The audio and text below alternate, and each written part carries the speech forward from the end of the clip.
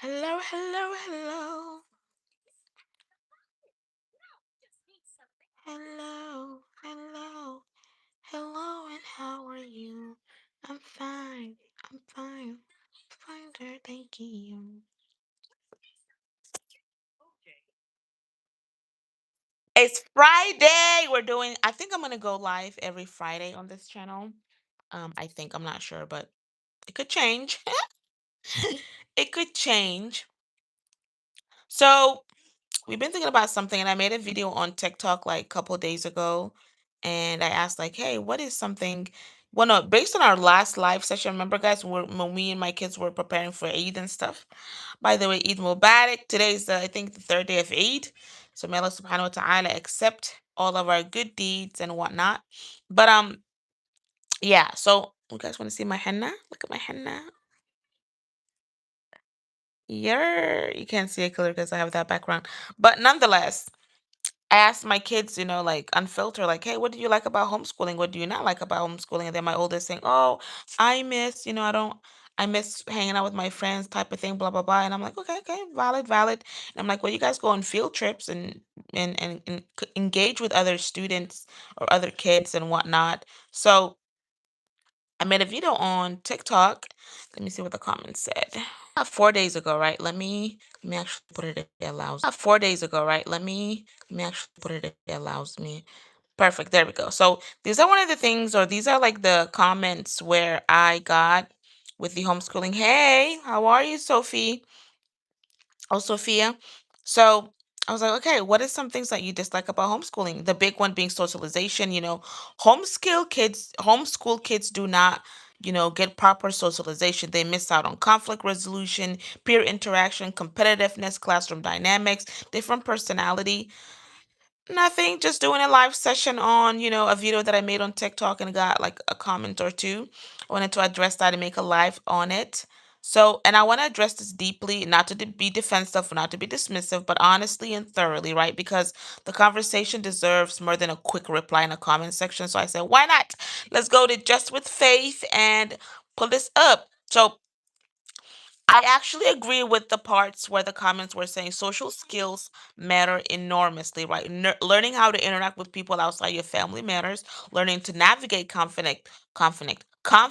Learning to what is it? Learning to communicate with different personalities. Learning to handle discomfort. Those things are real and important. I'm not going to stand here and like pretend like, oh, they're not. No, no, it's real. So in this episode.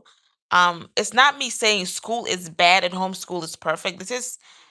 I don't believe that is one or the other, but based for my home, for my kids, one is better than the other, okay? What I am trying to say is the conversation is more complicated than a comment section allows. And our kids, especially our neurodivergent children, deserve an honest and nuanced conversations that most people are having, right? So let me go back here.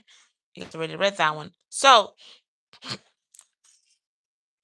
I think the conversation goes sideways most of the time. People hear socialization and they immediately picture a school hallway, a cafeteria, a classroom, and they assume that is the only way to address where socialization happens. But socialization is not a location, guys. It's a process, it's a development of communicational skills, emotional regulation, conflict resolution, empathy, corporations cooperation, not corporation, corporations, and the ability to function within a community. And those things can happen in many different environments. Like homeschooling allows for that organic social bonding between peers because homeschooling practice offer a great number of social encounters for students. The curriculum is generally largely on an individual interest of the student, which allows a child to interact with peers of similar interest and bond in a natural and organic fashion, right? So when my child goes to the masjid, that is socialization.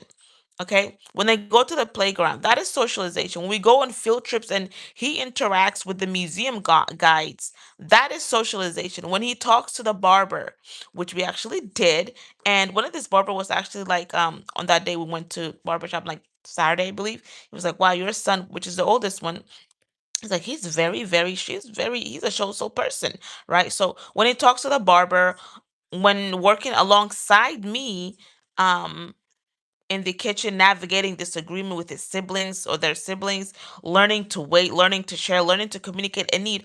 All of that is socialization, guys. It's not just happening in a classroom. And somehow we have decided that if it doesn't happen in a classroom, it doesn't count, which is not okay. So I want to push back on that, okay?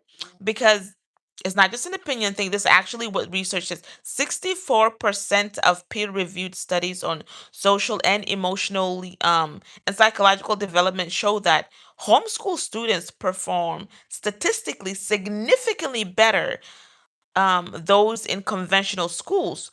Long-term homeschoolers had the lowest depression and anxiety scores and the highest satisfaction with life score of all group studies. So let me say that again. 64%, okay? And it's not some opinion piece, it's actually a peer-reviewed academic research. Hey, greetings. So it shows that homeschooling students perform better on social and emotional measures, and a long-term homeschooler reported the least depression, the least anxiety, and a high life satisfaction. Now, does that apply to every single? No.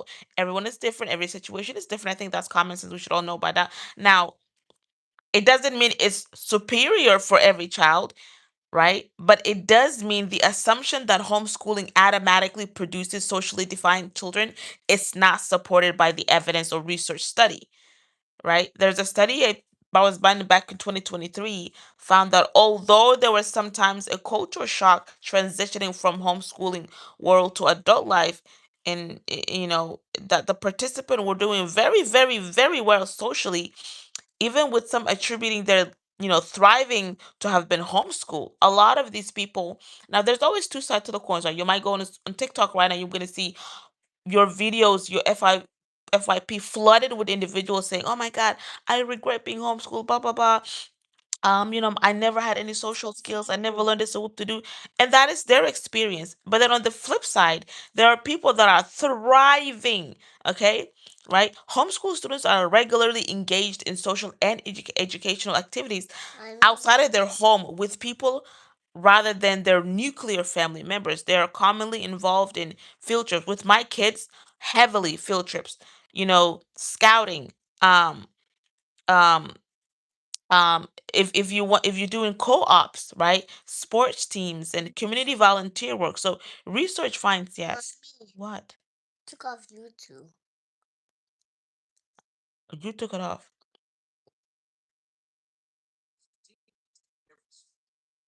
Don't touch it. Right. He's watching his stuff. So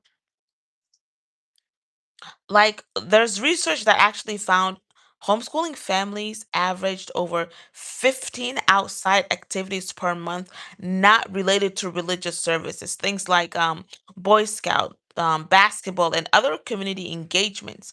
You don't see that in a public school setting. So the image of homeschool child is locked in a house with no exposure to the world. That is not what the data actually reflects. Now, we have to reframe the conversation in a way that needs to happen. I myself have never been homeschooled. I attended public school my entire life.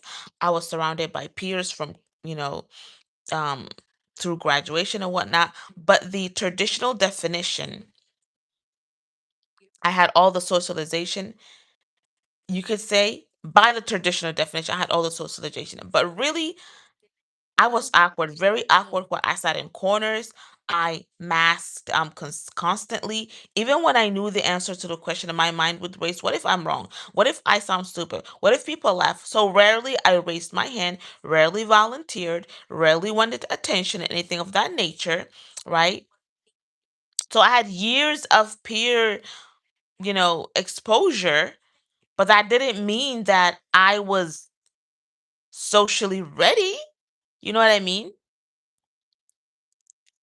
I came out anxious, masked, and socially insecure, you can say, which means proximity to peers doesn't automatically produce social confidence. Presence in school building doesn't automatically produce healthy socialization because something else was happening inside of me, inside of my brain, that has, those years of classrooms did not address because nobody knew what was going with me. Nobody identified it. Nobody gave me tools. I was the quiet kid who sat in the corner, and I graduated that way. That was about it, right? But let me go to specific, the neurodivergent piece and why this changes everything, right? Because this is where most of the conversations become personal and most important. I have an ADHD child. Okay, I have ADHD myself. My son has ADHD and cerebellum ataxia, and it's academically delayed. Right? When we are talking about socialization for neurodivergent children, the conversation needs completely different lenses because the assumption in the traditional socialization argument is that the school environment is neutral, that is equally accessible and benefit for all kids. That is not true. Using a 5-year nationally represented data found that autistic youth and youth with ADHD have significantly heightened rates of bullying victimization. The study identified the increase of anxiety and depression associated with bullying victimization was significantly greater among autistic and ADHD youth relative to non autistic and non ADHD youth, guys. That's huge. So it's not just that neurodivergent kids, get bullied more. It is the bullying hits them harder. The psychological impact is bigger. The anxiety, depression is significantly greater for a child with ADHD or autism than it is for a neurotypical child experiencing the same bullying. This is not to say bullying is good for any child, but I'm just kind of giving you guys like the nuances of this conversation. When people say, "Oh, homeschooling kids can socialize, they socialize better." You guys like my henna? Let me try to see if I can get it. Good. That's my henna. My little sister did it, but um, what was I gonna say? So, autistic kids face verbal, social, and physical bullying, and that bullying leads to the development of depression, anxiety, and social withdrawal. When someone says your child needs to be around other kids to learn conflict resolution, I want to ask, what kind of conflict resolution are we talking about? Because learning to survive bullying is not conflict resolution. That is trauma, baby. And for the parents of neurodivergent kids specifically, parents' willingness to help facilitate social interaction was especially important for neurodivergent children, right? Emotional support from parent was also a key factor in positive social outcomes. Can you stop? So there's a lot of research that points that like towards the parents as the most critical variable, not the school building. The parents' involvement, the parents' support, the parents' willingness to facilitate connection and provide that emotional grounding, which means what I do at home with my son, with my kids, how I facilitate his social world, how I support his emotional regulations, how I connect with them to the community matters more whether he's sitting in a classroom. Okay, that is what actually matters compared to what traditionally we're expected to believe about socialization, right? Homeschooling is beneficial. Someone has said homeschooling is beneficial, but it cannot replace social skills, even with playground friends. It's not the same. And I hear that and I want to respond to it, right? You're right. That is not the same. Homeschool socialization looks different from a classroom socialization. It is often multi age rather than same age. It is often interest driven rather than proximity driven, right? It often involves more adult interaction and less peer interaction. So, homeschooling socialization mirrors real life by not being same age or peer focused. This approach actually will increase or may increase your child's confidence in social situations and may reduce that negative socialization experiences. And there's something that I think a lot of people need to think about. Most adult life is not most of adult life, right, is not same age peer interactions. Most adult life requires navigating mixed age groups, authority figures, professionals, relations, community settings. So the homeschool model, I feel like, actually mirrors adult social reality more closely than the age segregated classroom model does.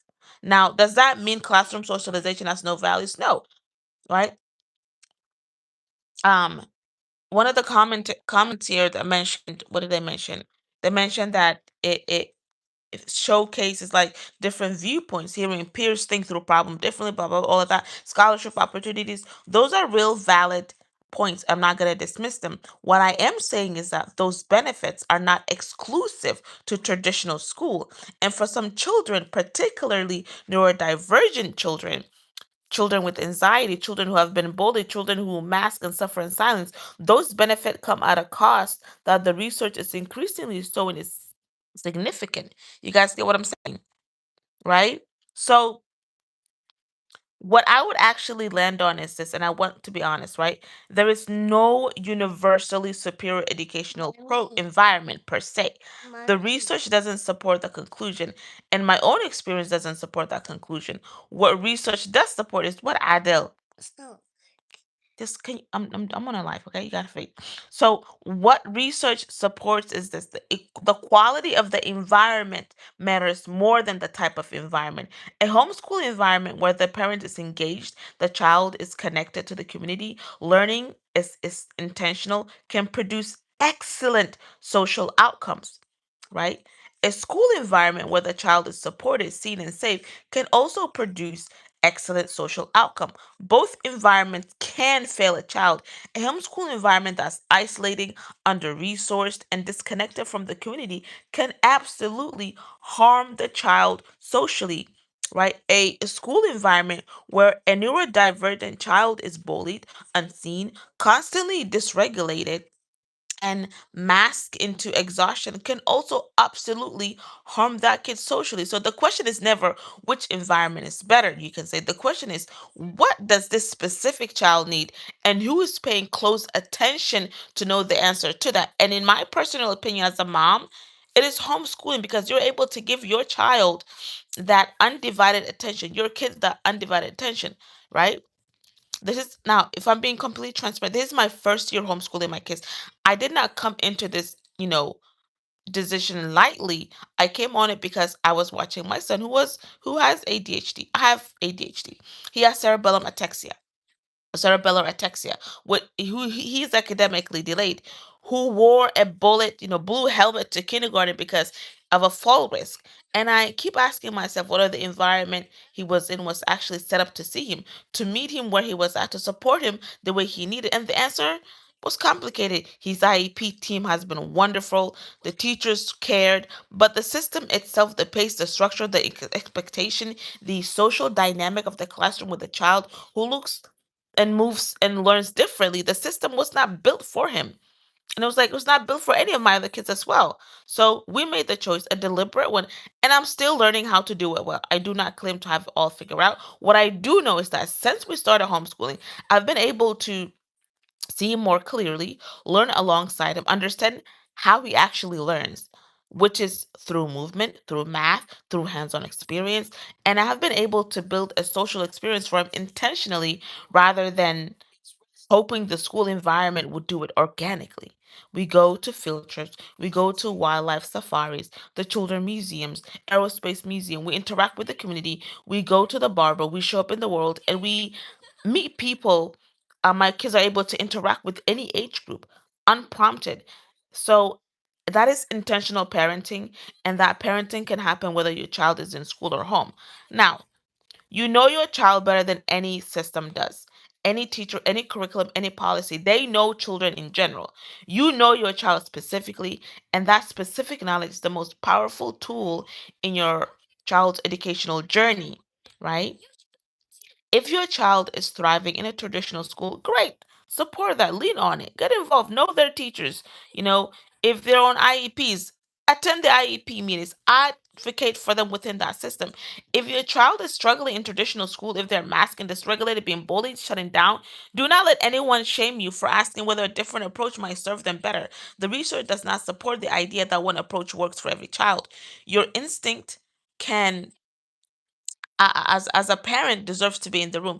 And if you're homeschooling, take the socialization question seriously. Not because the critics are right that homeschooling produces socially defined children. The research does not support that either. But because it is your responsibility to be intentional, connect your child to the community, create opportunities, for interactions across ages. Do not use homeschooling as an excuse for isolation.